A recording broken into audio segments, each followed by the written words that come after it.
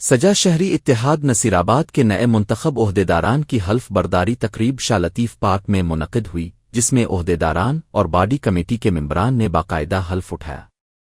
تقریب میں شہر کے سینئر استاد، شاعر اور ادیب سائیں محمد صالح سومری نے عہدیداران کو حلف دلایا۔ حلف برداری تقریب میں شہر کے سیاسی، سماجی، ادبی، مذہبی اور کاروباری تنظیموں کے رہنماؤں، کارکنان اور شہریوں نے بڑی تعداد میں شرکت کی۔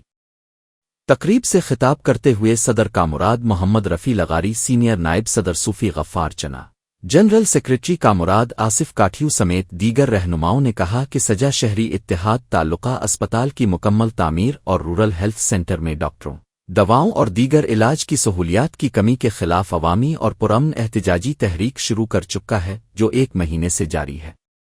رہنماؤں نے اعلان کیا کہ اتحاد کی جدوجہد اسپتال کی مکمل تعمیر تک جاری رہے گی۔ اس موقع پر یہ بھی کہا گیا کہ جدوجہد کے دوسرے مرحلے میں تعلقہ اسپتال کی تعمیراتی کام میں رکاوٹ ڈالنے والوں کے خلاف ہائی کورٹ میں پٹیشن دائر کی جائے گی اور جدوجہد کے تمام قانونی آپشنز استعمال کیے جائیں گے۔